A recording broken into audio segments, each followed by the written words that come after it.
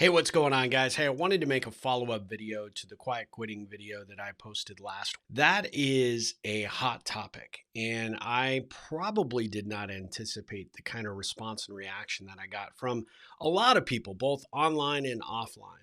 But there was one prevailing attitude that kind of concerned me, and it was one that really puts all the blame back on corporate America. And like this what's happening with the quiet quitting is kind of the ultimate employee revenge. And I know that there has been a lot of press lately around some of the excess, some of the dalliances of some of the top executives for major corporations, how organizations have not treated their employees very fairly.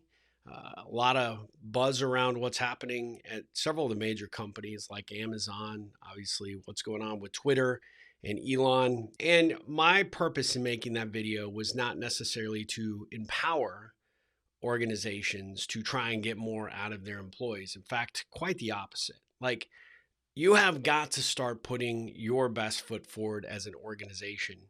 And you have to start acknowledging that your success is extremely dependent on the people that you have working for you at every level.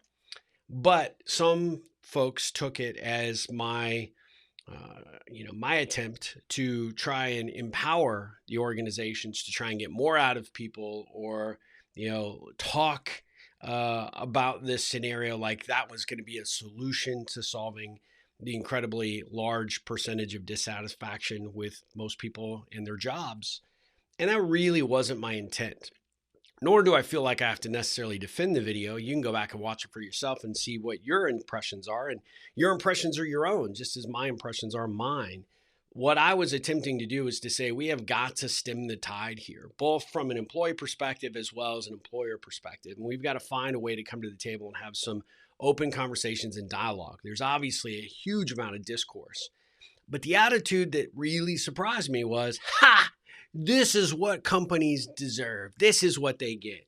And I actually had one email exchange with someone that I have a lot of respect for, but I was a little surprised and taken back by just how much vitriol dissent there was.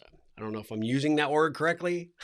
It's possible I'm not, but just how pissed off they are about what's going on, and how the man has always been out to screw the little guy. The company is projecting record high sales, and that by 6 o'clock, the website will be the new best salesman in the company. Wow. Watch out, Dwight. That's ridiculous. I'm not going to be beaten by a website. Actually, it sounds like you are. I can make more sales than a computer. In fact, I challenge that website to make more sales than me today. Waste of time. Or gal. And that very well may be the case in some organizations. And yes, I think organizations have abused the privilege of having people work for them. There's countless stories of this, right? I am in no way, shape, or form defending those environments or those situations. What I am saying, however, is the leadership of these organizations, no matter how small or how big they might be, better get their proverbial crap together and start figuring out how to get people to buy into the culture, to understand the vision and the mission of the organization, and start leading, not from their lofty perches, but being out amongst the people that they depend on for their success, and not just having conversations when it becomes quarterly review time or the kumbaya gatherings, like I mentioned. They got to do this on an ongoing, consistent basis if you're going to stem the tide, if you're going to change the culture. And then and only then do I think actually employees will actually start to understand and appreciate what's being done. They'll buy into what the effort is, or they won't. But at the end of the day, you're going to have an opportunity. Both the employer and the employee will have an opportunity to make a determination whether it's a good fit for them long term. And I just find that it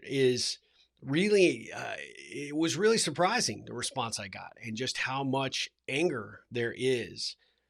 Look, the past is the past. You can only focus on what is here and in front of you.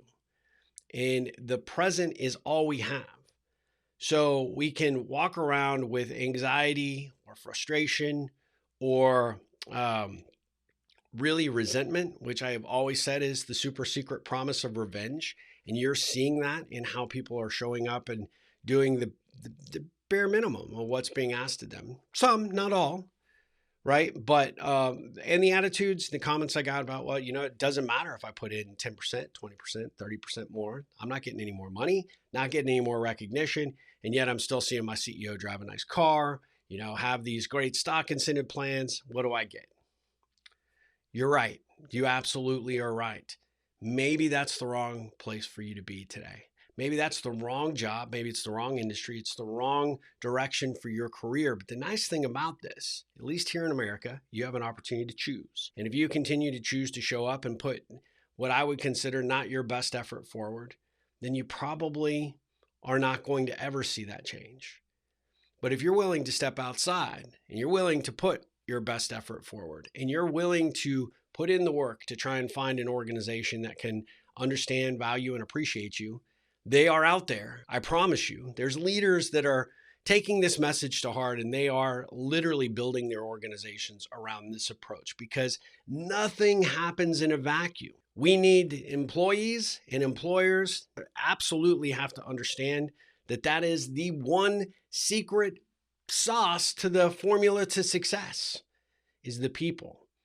And employees have to say, hey, I'm willing to come in. I'm willing to commit. I'm willing to put my best foot forward.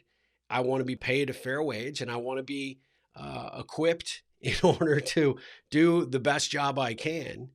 And I want a little recognition from time to time. I want a fair evaluation of my skill sets. I want opportunity. And I don't think that is out of the realm of possibility. Now, growing organizations, more possibilities, more opportunities are obviously in those environments. If you're working for a two-person insurance company, well, there's a limit. And the skyline might not be very high, but you have to choose that. Not only as the business owner, the type of people you want to bring into that organization, but also as an employee, whether you want to work there long term. But here is what I would ask both leaders of organizations and employees. How good can you feel if you know you're showing up in an organization every day and not bringing the best part of yourself to the work, to the leadership, to the commitment, to the effort that you were putting forward on a daily, consistent basis? And if you find yourself in a situation where that is just not possible, then maybe it's time to look elsewhere. Opportunities are out there. Strong workforce that wants to come in and be a committed player of, future success, they're out there. And for those employees looking for an employer that can recognize, understand, and appreciate their skill sets and what they bring to the table, they're also out there. You just got to find them. So I would love the take here. I'm trying to play a little bit of devil's advocate on both sides, and I certainly appreciate the passion by which people responded to that video. I don't know that I'm actually doing anything to solve this issue, but I do feel that the more we talk about it, the more that quiet quitting gets put on the table for discussion, for them to understand and appreciate whether they are doing everything they can to show their employees they are valued. And for those employees to say, hey, am I doing the best job I possibly can for what I'm being paid to do right now? If the answer is yes on both, great. But the chances are it's probably not. And that's where the discussion and the opportunity needs to start to take shape, right? The dialogue needs to begin to happen. Doesn't matter how small or how big your organization is, you have got to be willing to show up and bring your authentic, committed self to trying to solve this problem, which is clearly happening out there in the world. So that's my 2 cents, or as my good friend Donna Carlin says, my 3 cents.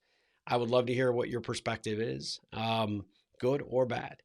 I welcome the dialogue because I myself as a business owner, I'm trying to figure it out and trying to do the best by my people, but I don't always do it right. And I can always be better. That's what a good leader does, is admit that and continue to commit to evolve. So what say you? Until then, my friends, go out there, make a difference in the world, make a difference in someone's life, and you will make a difference in your own life. And as always, ripple on.